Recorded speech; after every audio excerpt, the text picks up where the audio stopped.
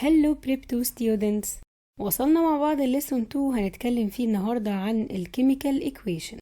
لكن قبل ما نبدأ الدرس لازم نراجع شوية حاجات من اللي خدناها مع بعض في سنة أولى. لو نفتكر مع بعض أخدنا في المودرن periodic table إن الإليمنتس ممكن تكون موجودة في حالات مختلفة، يعني في منها solid وفي منها liquid وفي منها الجاز، وفي كمان منهم اللي موجود في شكل المونو أتوميك، يعني الإليمنت نفسه بيتكون من أتوم واحدة، وفي منهم اللي موجود في شكل داي أتوميك. فمثلا عندي 7 active gases اللي هما الهيدروجين، نيتروجين، أكسجين، فلورين، كلورين، وبرومين، وأيودين.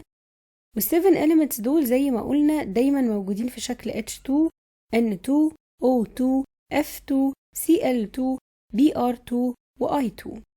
وكمان أخدنا إن الإليمنتس دي ممكن تتحول لأينز، في منها هيتحول لنيجاتيف أينز زي مثلا النون ميتالز، وفي منهم هيتحول لبوزيتيف أينز زي طبعا الميتالز. وكمان كنا اتكلمنا عن حاجة اسمها أتوميك جروبس، وبرضو الأتوميك جروبس دي في منها البوزيتيف وفي منها النيجاتيف. أخدنا كمان في سنة أولى types of chemical compounds and how to write their molecular formulas. الكومباوند ده ممكن يكون أسيد، ممكن يكون الكالاي، وممكن يكون سولت. وبرضو أخدنا فكرة عن إزاي نكتب الفورمولا بتاعتهم بطريقة مظبوطة علشان نعرف إذا كان ده أسيد ولا الكالاي ولا سولت. طبعا الحاجات دي علشان نرجع نفتكرها بالتفصيل أنا هسيب لكم في الديسكريبشن بوكس اللينكات بتاعت الفيديوز دي اللي بتشرحها، ممكن نتفرج عليهم على السريع كده عشان بس نقدر نفتكر، فيبقى الموضوع الدرس النهاردة معانا سهل. نبدأ بقى الدرس بتاعنا النهاردة اللي بنتكلم فيه عن الكيميكال ايكويشن. لو اتكلمنا عن أي كيميكال رياكشن من رياكشنز مثلا اللي احنا أخدناها في الدرس اللي فات، لو أنا أخدت المغنيسيوم ريبن وعملت له burning in presence of oxygen، فاللي بيحصل after burning changing the magnesium from metal into a metal oxide وبيكون لي new substance البروبرتيز بتاعتها totally differ عن السبستانس اللي أنا بدأت بيه. طيب كل الكلام اللي أنا قلته ده ممكن أعبر عنه وأقعد أكتب باراجراف كبير كده، الستبس اللي أنا عملتها إيه واستخدمت إيه وإيه اللي حصل during الإكسبيرمنت دي، إيه الأوبزرفيشن وإيه الكونكلوجن. ممكن أقعد أكتب كده مثلا 3-4 سطور عشان أعبر عن اللي حصل ده. ولكن العلماء بتوع الكيمستري قالوا لنا إن إحنا زي ما اخترعنا سيمبلز عشان نعبر بيها عن الإليمنتس، إحنا كمان عايزين نخترع طريقة سهلة نقدر نعبر بيها عن اللي حصل في الكيميكال رياكشن. الطريقة اللي هيستخدموها دي هي الكيميكال ايكويشن علشان express what happens during this chemical reaction. طيب نفهم مع بعض كده واحدة واحدة احنا هنعمل ايه بالظبط. مثلا احنا استخدمنا المغنيسيوم، فالمغنيسيوم كلنا عارفين ان السيمبل بتاعه Mg، فهنكتب Mg بدل ما نكتب كلمة مغنيسيوم. طيب المغنيسيوم ده عمل رياكشن مع مين؟ عمل رياكشن مع الأكسجين، فهكتب برضو السيمبل بتاع الأكسجين اللي هو O2. طالما الاتنين دول هما التو سبستانسز اللي عملوا reaction with each others، فهنحط ما بينهم علامة بلس. وبعدين لما ده عمل رياكت مع ده هنعمل كده أرو، وده كون لي ايه بقى resultant أو البرودكت اللي طلع عندي هو المغنيسيوم أوكسايد. ازاي اكتب المغنيسيوم أوكسايد؟ طبعا احنا برضو في how to write a chemical formula اللي خدناها في أولى إعدادي كان فيه خطوات معينة بنمشي عليها. المهم ان احنا المغنيسيوم أوكسايد ده هنكتبه MgO. فأنا قدرت باستخدام شوية سيمبلز وشوية كيميكال فورمولي أعبر عن اللي حصل في الكيميكال رياكشن بطريقة بسيطة وسهلة. المنظر اللي قدامي ده يا شباب اسمه كيميكال ايكويشن. هي ايه بقى السيمبوليك ايكويشن أو الكيميكال ايكويشن؟ It is a symbolic representation of the chemical reaction showing reactants and products how by using symbols and molecular formulas. لحد كده تمام. with the simplest integer ratio between the numbers of atoms or molecules entering and resulting from the reaction. الجزء الأخير ده اللي هنبدأ نتكلم عنه بالتفصيل، لكن قبل ما نتكلم عنه محتاجين نرجع تاني لشكل الإيكويشن عشان نعرف فيها شوية حاجات. أولاً السبستانسز that are reacting with each others بيبقوا موجودين على الليفت سايد من الإيكويشن وبيبقوا ما بينهم علامة بلس. ثانياً البرودكت اللي هو الحاجة اللي أنا حصلت عليها في نهاية الرياكشن دي بتبقى موجودة على الرايت سايد. تالت حاجة الدايركشن بتاع الأرو ده هو اللي بيعرفني إن الرياكشن مشي from left to side أو من الرياكتنس للبرودكت، دي أول حاجة. وتاني حاجة ان انا ممكن الارو ده استخدمه في ان انا اعبر عن الكونديشن اللي ممكن يحصل عشان الرياكشن ده يتم. فمثلا الرياكشن بتاع المغنيسيوم with oxygen ده الكونديشن عشان يحصل ان احنا نعمل بيرنينج. طيب ازاي اعبر بموضوع البيرنينج او الافكت اوف هيت؟ هنحط علامة تراينجل. فكل الكيمستس عارفين ان التراينجل ده بيعبر عن الهيتنج، ان العملية دي او الرياكشن ده مش هيحصل الا لو كان in presence of heat. طيب هل كل الرياكشنز اللي بتحصل لازم تحصل in presence of heat؟ قال لي لا مش لازم، لكن في حاجات تانية بتحتاج ان انا مثلا احط مادة معاها تساعد ان الرياكشن ده يتم. السابستنس دي بيكون اسمها كاتاليست، وبالاختصار بتاعها CAT، اختصار لكلمة كاتاليست. تاني الكاتاليست ده هي سابستنس بتسبيد اب او بتنكريز السبيد اوف رياكشن without being consumed or change، يعني حاجة بس داخلة الرياكشن كده عشان تساعد ان الرياكشن ده يحصل، لكن هي نفسها مش بتتأثر ومش بيحصل لها اي حاجة. كمان ممكن استخدم الاختصار DIL اللي بيعبر عن ان انا استخدمت هنا diluted يعني حاجة مخففة. ممكن استخدم diluted acid وممكن استخدم diluted alkaline solution. واللي عكس diluted هي كلمة concentrated، فبدل برضو ما اكتب كلمة concentrated كاملة انا هكتب CONC اللي هي conc. الكلمة دي اختصار ل concentrated برضو acid او concentrated alkaline solution. بكده يبقى احنا كده اخدنا فكرة عن الكيميكال equation، وعرفنا ان هي حاجة بتستخدم عشان تسهل عليا التعبير عن اللي حصل في الكيميكال رياكشن. تاني حاجة عرفناها ان في شوية علامات بنستخدمها ورموز زي علامة البلس والدايركشن بتاع الارو، وان الارو ده ليه استخدام تاني ان انا ممكن اكتب عليه الكونديشن اوف رياكشن.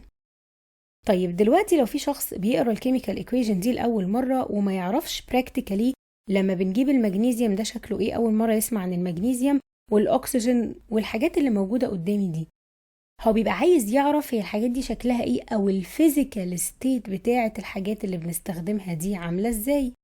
طبعا الفيزيكال ستيت احنا عارفين ان هي ممكن تكون solid او liquid او جاز.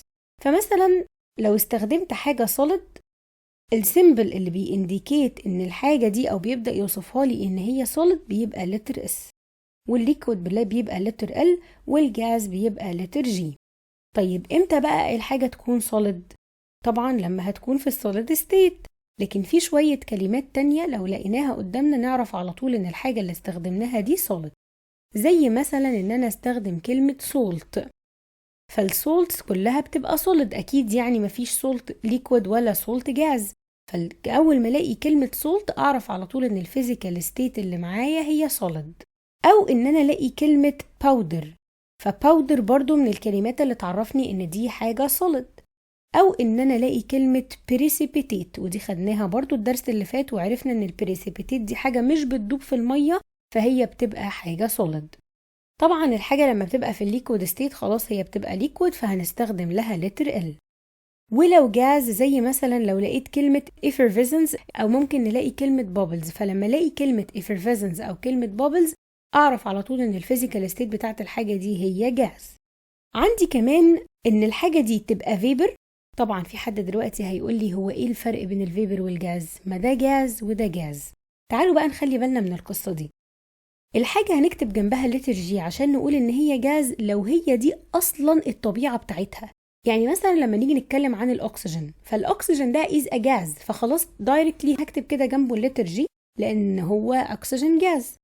لكن مثلا لو بتكلم عن الووتر فيبر، لو انا بغلي شوية مية وطلع معايا H2O، لكن المرة دي ال H2O ده طالع نتيجة الايفابوريشن بروسيس من الووتر، فده مش الاصل بتاعه، هي كانت مية وبعدين حصل لها evaporization فتحولت من ستيت للتانية.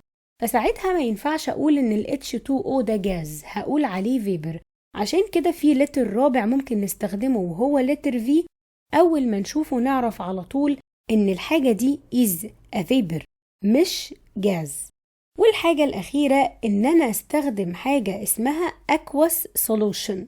برضو حد هيجي يقول لي يا ميس طب هو إيه الفرق بين الأكواس solution والليكويد؟ ما هو ده سائل وده سائل. هقول له لأ، الليكويد هو أصلا بطبيعته ليكويد، زي مثلا الووتر ال H2O دي ده الأصل، ما ينفعش أكتب جنبها AQ، هي مش aqueous solution، هي في الليكويد ستيت.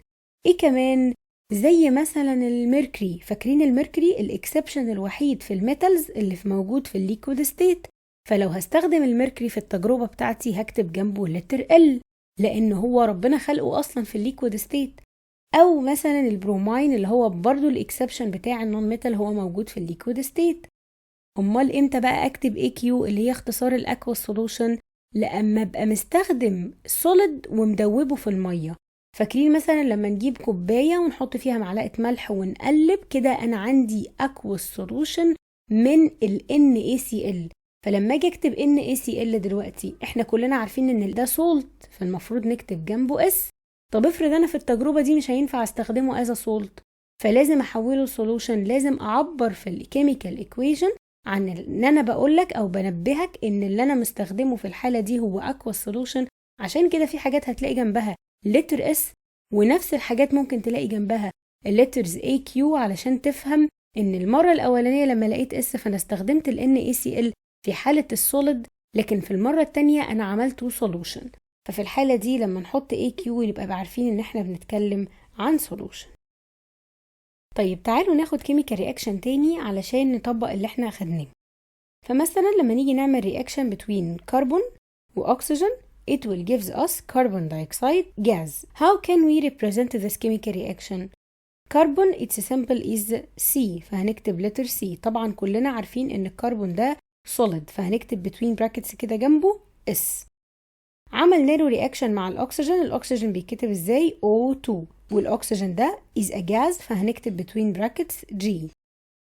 نعمل بينهم علامة البلس ونعمل الدايركشن بتاع الارو، وهنلاقي تكون عندي كربون دايوكسيد، والكربون دايوكسيد بيتكتب CO2، وبرضو الكربون دايوكسيد ده is a gas، فهنلاقي between brackets كده لتر G. عندنا بقى ملاحظتين على الكيميكال رياكشن ده. اول حاجة الاليمنتس اللي موجودة معايا هي الكربون والاكسجين في الرياكتنتس، هي الاليمنتس اللي موجودة معايا في البرودكت اللي هي الكربون والاكسجين برضو. ده بقى بيوديني لحاجة مهمة جدا تقول لي ان الرياكتنتس اللي انا استخدمتها دي do not destroyed، يعني ما اختفوش فجأة كده وفجأة ما لقيتهمش موجودين في البرودكت، لا، هم زي ما هم موجودين في الرياكتنتس هم موجودين في البرودكت. وكمان ان انا ما عنديش نيو element او نيو substance موجودة في البرودكت. يعني مثلا لو جينا نبص كده في البرودكت مفيش مثلا لتر اتش، مفيش هيدروجين، لانه هيجي منين؟ ما هو اصلا ما كانش موجود في الرياكتنتس، يبقى مش هيكون موجود في البرودكت. ده بقى بيأكد لي على حاجة اسمها law of conservation of matter. ايه تاني؟ law of conservation of matter. بيقول لي ايه اللو ده؟ بيقول لي ان الماتر is neither destroyed nor created from nothing. يعني انت ما ينفعش تخلق لي حاجة من ولا حاجة فجأة كده الاقي في حاجة موجودة عندي في البرودكت ما كانتش موجودة في الرياكتنس. الكلام ده مستحيل ان هو يحصل. وكمان صعب ان انا الحاجة اللي انا حطيتها من الاول فجأة تختفي وما تبقاش موجودة في الاخر. طبعا احنا مقتنعين وفاهمين ان الكيميكال رياكشن بيديني نيو سابستنس، لكن النيو سابستنس دي لازم تكون الكومبوننتس بتاعتها او المكونات بتاعتها من الحاجات اللي انا اوريدي مستخدمها في الرياكتنس. امال ايه اللي حصل لها؟ نيجي بقى التفسير بتاع اللو اوف كونزرفيشن او بقيه اللو. بيقول لي but it is transformed from one form to another. خليني اقول لكم مثال بسيط وسهل جدا بيحصل كل يوم في حياتنا. دلوقتي انا لو دخلت المطبخ عشان اعمل كيك، فهنستخدم مثلا لبن وبيض ودقيق، والمكونات دي نخلطها مع بعض وبتديني كيك. هل الكيك ده انا شايف بعيني ان فيه اللبن دلوقتي؟ لا، مش شايفه، لان هو شكله اتغير، ما هو ده كيميكال رياكشن. ولكن انا متاكد ان الكومبوننتس بتاعت الكيك دي لازم يكون فيها ملك، لان انا استخدمته من الاول. ما ينفعش مثلا برضو اجي اقول لك الكيك دي على فكره شايف الشوكليت اللي فيها، هتقولي لا، ما هو الشوكليت ده جه منين وانت اصلا ما حطيتيش شوكليت من الاول، فمش هيطلع فيه في البرودكت ايه؟ شوكليت. فاحنا متفقين دلوقتي ان اللو اوف كونزرفيشن بيقول ان الماتر is neither destroyed nor created from nothing. ولا ينفع انا اوجد حاجه من لا شيء ما كانتش موجوده، ولا ينفع حاجه حطيتها ارجع في الاخر الاقيها مش موجوده. خلاص دي تمام وفهمناها ومفيش منها مشكله. طب الحاجات شكلها اتغير ليه؟ ايوه، ما هو ده الكيميكال رياكشن بقى. but it is transformed from one form to another. الحقيقة يا شباب ان الكيميكال ايكويشن بيتحكم فيها two laws. يعني علشان احنا نعبر عن كيميكال ايكويشن بشكل مظبوط، وهو ده اللي هنتعلمه مع بعض دلوقتي، انا مقيد باتنين لوز. يعني ما ينفعش اكتب الحاجات كده على هواية، الارقام والسيمبلز كده بمزاجي. في قوانين بتحددني وبتجبرني ان انا اكتب حاجة عشان اكتبها مظبوطة. اي حد على مستوى العالم لما يجي يقرأ الايكويشن اللي انا كاتبها دي هيقدر يفهمها بمنتهى البساطة وتبقى مكتوبة بطريقة صح. فاللو التاني اللي معايا اسمه Law of Conservation of Mass، والحقيقة ان في عالم اسمه أنطوان لافوازييه. العالم ده هو فرنش كيمست وفيلوسوفر وإيكونومست وبيولوجيست. He was the first to formulate the law of conservation of mass. هو ده أول عالم نبهنا لقصة law of conservation of mass. He was also the first to prove that oxygen is an essential element in combustion. يعني هو اللي قال لنا إن الأكسجين ده من البروبرتيز بتاعته إن مفيش أي burning process تحصل من غيره. And he gave oxygen its name، وهو اللي سمى الأكسجين أكسجين أصلا. He developed the modern system for naming chemical substances، وهو اللي ادالنا الطريقة اللي نقدر نسمي بيها الchemical substances، وبيسموه the father of chemistry لأنه كان شغوف جدا وكان شاطر جدا في الاكسبيرمنتس اللي بيعملها وفي الحاجات اللي توصل لها ليها علاقة بالكيمستري. تعالوا نعمل تجربة مع بعض علشان نأكد على اللو of conservation of mass ونفهم هو ايه أصلا ونقوله مع بعض. هنجيب فلاسك containing sodium sulfate solution اللي هو ال Na2SO4، وهنستخدم ال sensitive balance ونحط جوه الفلاسك ده test tube containing calcium chloride solution اللي هو CaCl2. طيب هو احنا حاطينهم بالشكل ده ليه؟ علشان التو solutions دول do not mix together. هنكفر الفلاسك كويس جدا بستوبر ونبدأ نسجل الماس بتاعتنا قبل ما نبدأ الرياكشن. وبعدين هنترن فلاسك upside down. ليه بنعمل كده؟ to start the reaction between two solutions. لما نحطهم بقى مع بعض يبقى كده في reaction هيحصل. وبعدين هنسجل تاني الماس after the reaction has occurred. ونcompare ما بين التوتال ماس بتاعت الفلاسك before and after the reaction. هنلاحظ ايه؟ هنلاحظ ان الماس قبل equal to الماس بعد حدوث الرياكشن، ونقدر نكونكلود من كده ايه؟ ان الماس of reactants remains constant despite occurrence of chemical reaction، بالرغم من ان اتكونت عندي مادة جديدة خالص اللي هي البريسيبيتيشن من الكالسيوم سلفيت، الا ان الماس بتاعة الفلاسك فضلت زي ما هي قبل الرياكشن زي بعد الرياكشن. طيب وده يقول لنا ايه؟ يقول لي ان التوتال ماس of the substances involved in the chemical reaction is equal to the total mass of substances resulting from it. وهو ده بالظبط اللو of conservation of mass. لو رجعنا تاني للمثال بتاع الكيك، فالاماونت او الماس اللي انا استخدمتها من الرياكتنس او من السبستانسز هي هتطلع لي نفس الماس بالظبط، مفيش حاجة هتزيد ولا هتقل. ليه؟ لانه الماس لو زادت هتزيد منين؟ ما هو انا مستخدم سبستانسز بماس معينة. فكده يا شباب نقدر نقول ان انا عندي تو لوز مهمين جدا جدا نبقى فاهمين الفرق ما بينهم وعارفينهم. اللو الاولاني بيكونزيرف الماتر، واللو التاني بيكونزيرف الماس. تعالوا تاني مع بعض نبص على كيميكال رياكشن ونشوف ازاي نقدر نابلاي التو لوز دول عليه. الرياكشن اللي هنشوفه مع بعض دلوقتي بيكسبرسز الكومبشن او البيرنينج اوف ميثان جاز in presence of oxygen علشان يديني كربون دايوكسيد جاز وووتر فيبر. طبعا لو انا عايز اعبر عن الرياكشن ده باستخدام الكيميكال ايكويشن فهنكتب CH4 plus O2 ونعمل الارو كده، وطبعا هنعمل بيرنينج لان انا ذكرت كلمة بيرنينج او كومبشن في الاول، فهنرسم التراينجل على الارو هيديني CO2 اللي هو الكربون دايوكسيد وكمان H2O. هنرسم تيبل ونبدأ نبص على element من اللي جوه الرياكشن دول في الرياكتنس كان عامل ازاي وفي البرودكتس كان عامل ازاي. فنبدأ مثلا مع الكربون، عندي اهو CH4 يبقى انا عندي كربون element كان موجود في الرياكتنس. طبعا كام كربون اتوم؟ هي واحدة بس. ونبص عليه كده في البرودكت ندور عليه هنلاقي اهو CO2 برضو عندي الكربون اهو اتوم واحدة بس، فكده تمام. طالما الكربون كان في الرياكتنس 1 اتوم وفي البرودكت 1 اتوم يبقى كده في فيريفاينج لللو اوف كونزرفيشن اوف ماتر وماس الاتنين، يبقى ده كده مظبوط وزي الفل. نشوف الاليمنت التاني اللي معانا اللي هو الهيدروجين. الهيدروجين في الرياكتنس لو دورنا عليه هنلاقي ان هو 4، لو دورنا عليه في البرودكت هنلاقي H2 يعني 2 هيدروجين. دوروا معايا كده في هيدروجين تاني، لا مفيش، يبقى كده في البرودكت عندي 2 هيدروجين اتومز. هل يا شباب ده بيابلاي اللوز اللي احنا قلنا عليها؟ لا طبعا. تعالوا نشوف التالت اللي هو الاكسجين. الأكسجين في الرياكتنس كانوا 2 أكسجين أتومز، ولو دورنا عليهم في البرودكت هنلاقي O2 عند ال CO2 فيه O2 يعني 2، وهناك كمان عند الووتر فيه وحدة أكسجين، يبقى التوتال نمبر اوف اتومز في البرودكت كانوا 3. برضو هنا عندي مشكلة، هو ازاي النمبر اوف اتومز بتاعت الرياكتنس مختلف عن البرودكت في الهيدروجين والاكسجين؟ عارفين في الحالة دي يا شباب بنسمي الايكويشن اللي قدامي دي ايه؟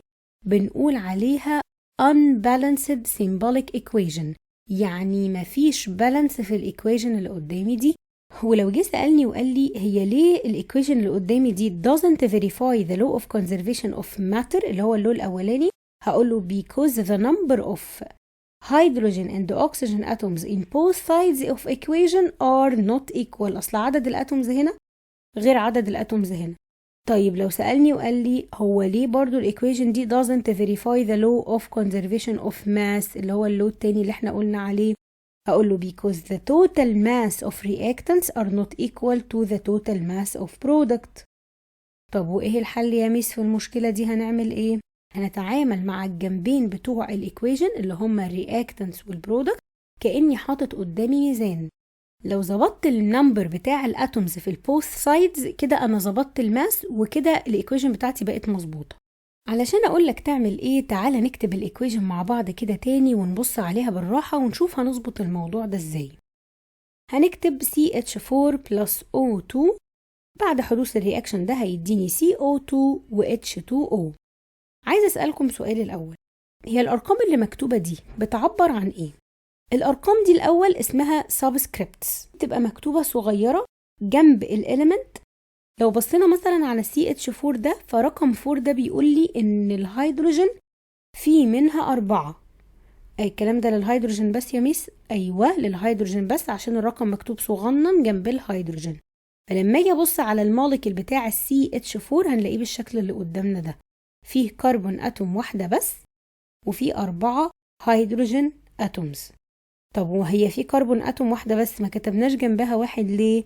هاجي اقولك عشان رقم 1 ده ما بيتكتبش، فلما الاقي سي ومفيش جنبها ارقام يبقى اعرف ان هي فيه منها واحدة بس، والاتش فيه منها 4، يبقى الموليكيول بتاع الميثان هو عبارة عن 1 كربون و4 هيدروجين اتومز. طيب O2 كلنا عارفين ان O2 معناه ان الاكسجين molecule consists of 2 oxygen atoms، والارقام دي بتعبر لي او بتقول لي ان الاتومز دي في ما بينهم بوند، يعني هما مرتبطين بعض مع بعض كيميكالي. تمام؟ نفس الموضوع بالنسبة لل CO2 وال H2O. طب يا ميس احنا دلوقتي برضو ما حلناش المشكلة، احنا كان عندنا مشكلة في البالانس وعايزين نظبط الموضوع ده، نعمل ايه؟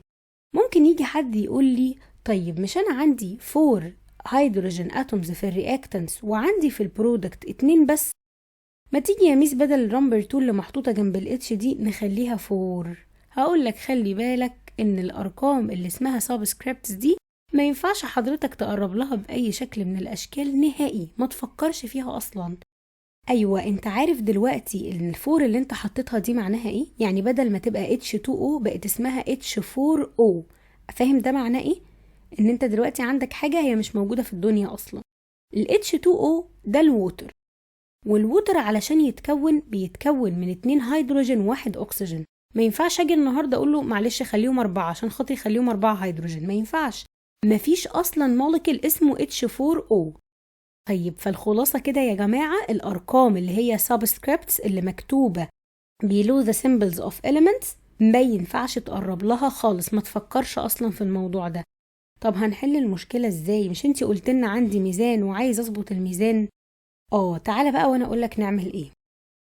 انا دلوقتي عندي 4 هيدروجين اتومز في الرياكتنس وعندي 2 في البرودكت، عايز اخليهم 4. اعمل ايه؟ حط قدام ال H2O نمبر 2. اولا الرقم اللي انا حطيته ده اسمه coefficient، يعني عادي المكان ده امان نحط الارقام بتاعتنا طالما ما قربتش للسبسكريبتس انت في الامان. طالما انت شغال في مكان اسمه coefficient او بتغير الارقام بتاعت الcoefficient دي يبقى انت كده تمام. طب هو انا لما حطيت نمبر 2 هو اصلا كان فيه رقم؟ كان فيه رقم 1، كان فيه نمبر 1، لكن النمبر 1 مش بنكتبه. تاني حاجة number 2 ده it means that we have 2 water molecules. يعني ايه بقى الكلام ده؟ يعني كأني بعمل لها مالتيبلاي في الهيدروجين وفي الأكسجين، فمعناها ان انا عندي 2 من ال H2O، بدل ما عندي 1 بس لا عندي 2، عندي H2O وعندي H2O تاني. تمام كده؟ مين تاني حاجة كان عندي فيها مشكلة؟ هي الأكسجين. كان عندي في الرياكتنس O2 يعني 2 أكسجين أتومز، وعندي في البرودكت 3 أكسجين أتومز. هما فين التلاتة دول؟ 2 منهم مع الكربون دايوكسيد وواحد منهم مع الووتر. طب بعد ما حطيت التو دي، هل معناه ان انا لسه عندي 1 اكسجين بس؟ لا، ما احنا قلنا بقى ان التو دي بتعود او بيحصل لها مالتيبلاي في الهيدروجين وفي كمان الاكسجين. طب يا ميس انا كده بقى عندي 4 اكسجين اتومز في البرودكت وعندي 2 بس في الرياكتنس، اعمل ايه؟ برضو هنتعامل في المكان الأمان اللي اسمه coefficient، ونقدر نغير الرقم ده. بدل ما تبقى عندي only one oxygen molecule فهحط number 2 كده قدام، وده معناه انه I have 2 oxygen molecules، يعني عندي O2 و O2. it means that we have 4 oxygen atoms. طب البرودكت، ايوه البرودكت فيه 4 oxygen atoms. في الحالة دي يبقى احنا نجحنا، والإيكويشن اللي قدامي دي بقت balanced equation. محتاجين نعرف 3 حاجات وأقول لكم على معلومة مهمة جدا. الحاجة الأولى اللي محتاجين نعرفها هي إيه البالانسد symbolic equation؟ هي a symbolic chemical equation in which the number of atoms of each element of reactants is equal to the number of atoms of the same element in the product. الحاجة التانية اللي محتاجين نعرفها يعني ايه coefficient، هي numbers that precede the symbol of the element or molecular formula، يعني الرقم اللي بيجي قبل الاليمنت او قبل الفورمولا of the compound. طبعا الارقام دي بتبقى موجودة فين؟ في البالانسد symbolic equation. وتالت حاجة المفروض نعرفها ايه هو السبسكريبتس، فهي النمبر located below the symbol of the element that make up the molecule and represent the number of atoms in single molecule. دول كده ال3 حاجات اللي المفروض نعرفهم. والحاجة المهمة اللي أنا عايزة أقولك عليها إنك لازم تتدرب على أسئلة كتير جدا ليها علاقة بالبالانس، وتتعلم إزاي تعمل بالانس. أهم حاجة تخلي بالك منها وإنت بتبالانس any chemical equation إنك استحالة تقرب للسبسكريبتس. انت بس تقدر تغير الارقام اللي موجودة في الكوفيشنت، تفضل تعمل كده واحدة واحدة، مرة عند الرياكتنس ومرة عند البرودكت، لحد ما تلاقي النمبر بتاع الاتومز ظبط معاك وبقوا الاتنين equals to each others. تعالوا ناخد مثال كمان مع بعض عن how to balance the symbolic equation. فمثلا لو في رياكشن ما بين النيتروجين والهيدروجين to form ammonia gas، فشكل الايكويشن هيبقى N2 plus H2 هيديني NH3. طبعا ما ننساش ان الفيزيكال ستيت لازم تكون موجودة، والثلاث حاجات اللي قدامنا دول جاز.